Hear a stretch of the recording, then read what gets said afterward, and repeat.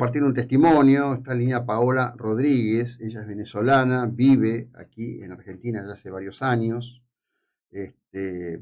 Y vamos a hablar un poco de toda la significación que tiene para la diáspora venezolana. Recordemos que algunos hablan de 8 millones, otros de 9 millones. Millón más, millón menos son almas en dolor por haber tenido que abandonar su propio terruño, por haber tenido que tomar decisiones enormes para poder reconstruir, hacer y tener una vida. Paola, buen día, ¿cómo estás? Hola José Luis, buen día, ¿qué tal? Muchas gracias por el espacio. No, por favor, por favor. Me ha contado Lola de un posteo tuyo, y me pareció que estaba bueno poner esto que tenés para decir o que estás diciendo, en la atención de esta audiencia aquí en la 99.9. Un poco, vos estabas o estás intentando responder a aquellos que cuestionan a los venezolanos en la diáspora por su alegría al respecto de la acción norteamericana y la detención de Maduro, ¿verdad? Totalmente. Sí, es complejo entenderlo. Y lo que yo trataba de explicar era que, obviamente, si ves la acción fuera de contexto, o sea, a todas las personas que hoy prenden la televisión o ven en redes el bombardeo, puede parecer una locura, ¿no? Y es lo que la mayoría dicen, o sea, ay, ¿cómo va a estar Estados Unidos bombardeando Caracas así como así?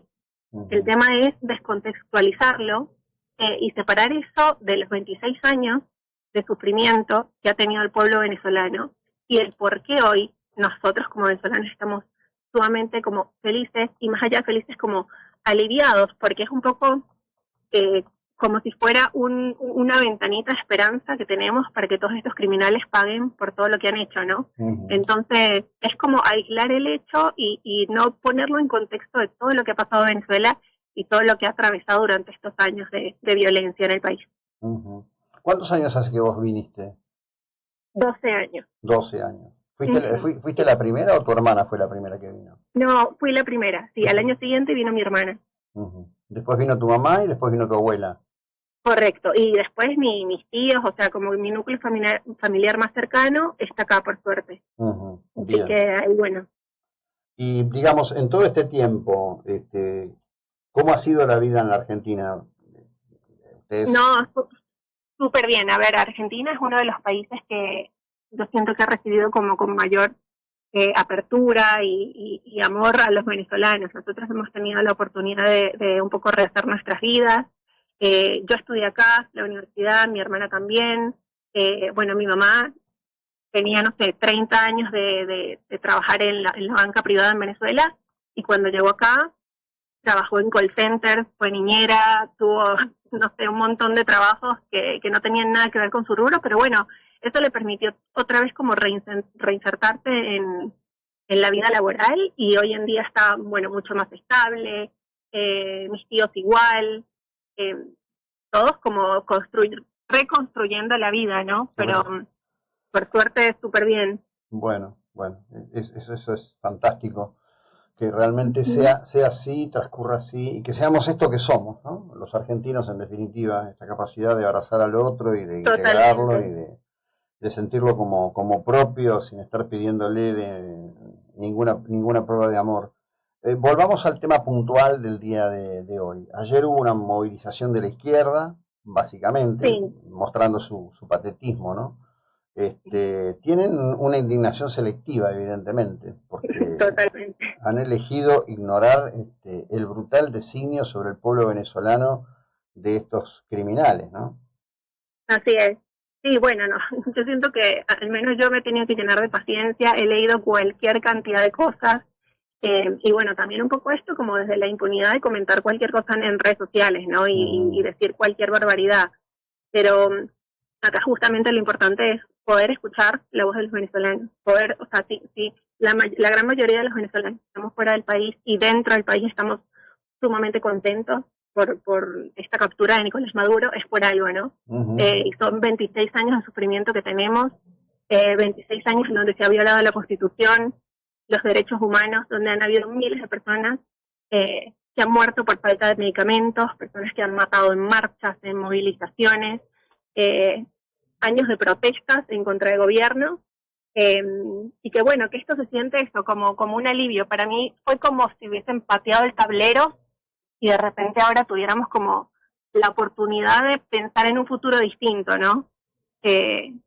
Y obviamente eso nos va a traer otros problemas. Estamos muy claros de eso, pero no son los mismos problemas que traemos hace años. Entonces eso ya es como bueno, empezar a pensar en otra cosa y un poco tener también justicia, ¿no? Que es lo que queremos. Sí, claro, indudablemente que es así. Es decir, creo que, a ver, todos hubiéramos querido que después de que se publicaron las investigaciones de la Organización de Estados Americanos al respecto de la violación de derechos humanos, hubiese existido una contundente condena continental, que no ocurrió Totalmente. porque tanto Brasil, por ejemplo, como cabeza, como pasa con el actual gobierno de Colombia o como pasa con el gobierno de Chile, en donde hay que decir que no sé por qué razones precisamente a los venezolanos no les va tan bien como en otros lugares, ¿no? Ahí hay otra situación, pero bueno, escapa a vos y a mí en todo caso. Así es. Pero se intentó mucho por la vía pacífica, siempre. Y esta es un poco la indignación también, o sea, la gente dice, no, bueno, pero esta no era la manera. Obviamente que no era el escenario ideal que queríamos, que nos imaginábamos. Y durante todos estos años se hicieron muchísimas cosas, pero todo lo que te puedas imaginar, desde obviamente salir a la calle, protestar, todas las medidas legales, cartas, bueno, ir a la ONU, la amnistía, no sé qué, ir a elecciones, que no fueron respetadas tampoco, y bueno, y justamente ahí te das cuenta, cuando varios países se abstienen de votar, un reconteo, que muestren las actas, te sientes como solo, como país. Entonces, esta es como la indignación, ¿no? O sea, hicimos de todos los venezolanos, pero lamentablemente estábamos secuestrados por una narcodictadura, y bueno, esta fue la manera de salir, digamos. Sí, o de empezar a salir, ¿no? Porque la situación... Empezar a salir, correcto. Sí, porque verdaderamente, y anoche se veía lo que pasó en esa situación confusa, todavía no explicada, alrededor del Palacio de Miraflores, que da la impresión de ser un enfrentamiento entre bandas justamente distintas de lo que forman esto que colectivamente conocemos como el chavismo, demasiada gente armada, ¿no? Y además... Entre ellos mismos, sí. Y bueno, y es un minuto a minuto. Justo antes de esta llamada estaba bien mirando las noticias porque cualquier cosa puede pasar. Y sí, o sea, ahora hay que ver cómo, no sé, si negocian, si no negocian. Yo calculo que deben estarse tratando de salvar entre ellos y viendo, no sé, también como viendo quién los traicionó, quién no. No sé, son temas internos, pero en el medio de eso está la población venezolana súper asustada. La mayoría de personas que están en Venezuela, y bueno, hablo también como por mi familia, por ejemplo, tienen mucho miedo, por ejemplo, de postear en redes sociales. Nadie postea nada en redes sociales, nadie cuenta nada por WhatsApp, todo como con mucha cautela, porque sabemos que pueden intervenir los celulares, pueden empezar a ver cosas que has puesto y bueno, eso pone en peligro a las personas. Entonces, todo dentro de Venezuela se maneja como con muchísima cautela y con muchísimo miedo. También ayer estábamos viendo que hubo algunos periodistas que fueron detenidos, y bueno, y esto habla de que el cúpula sigue ahí, ¿no? Y que estos narcotraficantes siguen en el poder. Entonces hay que tener mucho cuidado. La captura de Maduro siento que fue como un primer paso que desata lo que viene. Pero vamos a ver qué pasa. Sí, destapa lo que viene en un proceso que va a ser muy largo, porque por ejemplo, se hacen consideraciones. Por ejemplo, ayer había un artículo, creo que está así en Infobae, decía, bueno, el impacto en el precio del petróleo hasta que recupere su capacidad de producción petrolera. Hoy estaba mirando, hacen falta inversiones por $100.000 millones de dólares estimativamente. Sí, es una locura. Es una locura. Sí. O sea, eso también es mucho de lo que hablan, ¿no? Como, bueno, el petróleo, las riquezas, y yo explicaba, en un país donde no hay derechos humanos, donde las personas no tienen cubiertas las necesidades básicas, donde se va la luz, donde se va el agua, donde no hay gas, donde hay niños muriéndose de desnutrición. El petróleo suena tan lejano, o sea, esas riquezas y ese petróleo suena tan lejano, suena como una utopía que la gente no está pendiente de eso.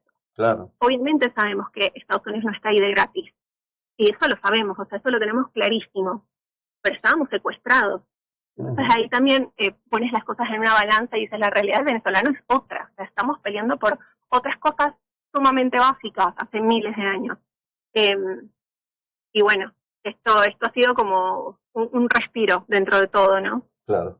Paola, te agradezco enormemente, te mando un cariño, gracias por los minutos que nos has dedicado, muy amable. Muchas gracias a ustedes. Bueno, esta era Paola Rodríguez, llegó siendo una niña, en realidad,